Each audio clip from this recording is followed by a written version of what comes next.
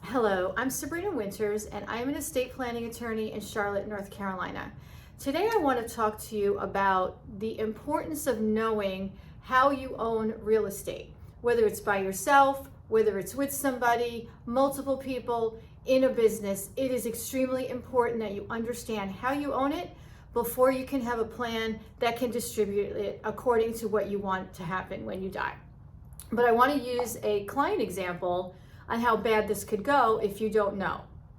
So, client owned her own home that she was living in with another child, and together they owned it, but she did not know how it was owned, whether it was tenants in common, whether there was rights of survivorship. She had no idea. So that's problem number one. She should have been educated at her closing by her attorney on what that looked like and her options. That way she would know.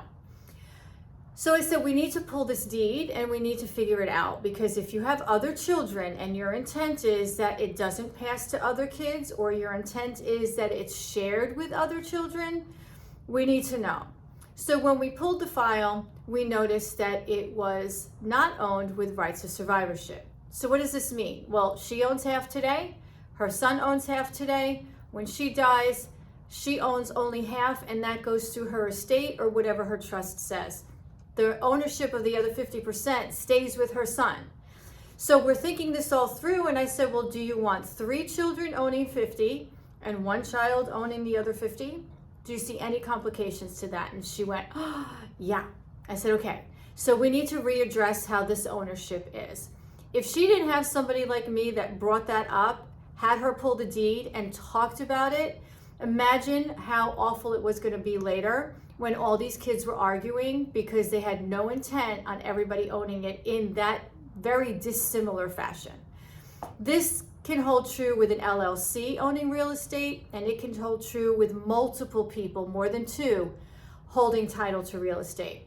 So go pull your deeds, know how you own it, understand what happens when you die, so that you and your estate planning attorney will be able to make sure that this is structured completely the way you anticipate it happening when you die. If you need an estate plan put together and you've got real estate, we're going to talk about it. So visit my website at ncestateplanninginfo.com. Click the schedule a meeting button and schedule yourself some time on my calendar. Make sure that you're getting all of this in writing. Real estate can go south very quickly. Again, I'm Sabrina Winters, estate planning attorney in Charlotte, North Carolina, and I appreciate you listening today. Thank you.